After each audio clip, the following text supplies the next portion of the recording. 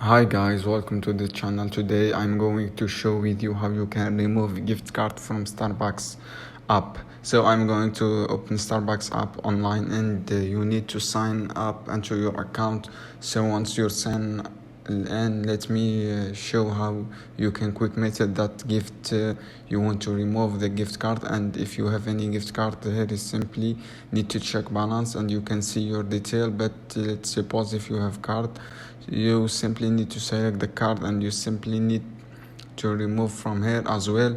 And you can do this same process of the app as well.